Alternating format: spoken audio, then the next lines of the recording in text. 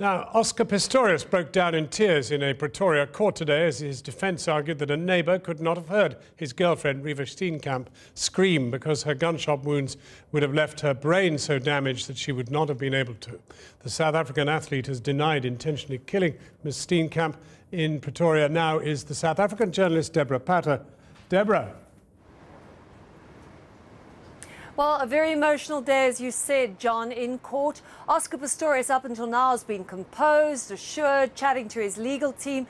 But today all that changed. And what brought that on was his advocate, Barry Rue, talking in detail about the injuries that Reeva would have sustained after Pistorius shot her. And in the visual you see this was too much for Oscar. In the middle there, he puts his hands, his head into his hands, as if he doesn't want to hear what's being said.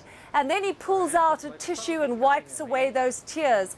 Now, Oscar Pistorius wasn't the only person who cried in court today. Michelle Berger, a witness for the state who testified to hearing blood-curdling screams, followed by 4 gunshots, also broke down sobbing when she was asked by her prosecutor what kind of trauma she had endured by hearing those screams. How did you express your emotions when Captain van Aert took down your statement?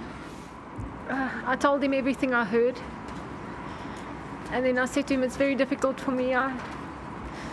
When I'm in the shower, I relive her shouts. You said to him that when you're in the shower, you relive the shouts. Terrifying screams. Deborah, the anthropology of all this, I mean, let alone the pain of the case, is quite extraordinary, isn't it? I mean, here we have a white Afrikaans accused, a white Afrikaans witness, a black judge. What's it telling us about the legal system, even South Africa itself? Well, it depends whose legal system you're talking about here, John. That's the first point. Because in many ways, this is an insight into a rich, very famous white man's quest for justice. Barry Rue appearing for the defence doesn't cost cheap. He's probably costing Pistorius around about £3,000 a day, astronomical in South African terms. We don't have a jury system in this country. This was scrapped in the 1960s, and probably because of the alarming educational inequalities in this country, it just wouldn't work in South Africa. And then you alluded to all the different race groups and insight into South Africa and the language too. You're seeing many of the witnesses speaking Afrikaans.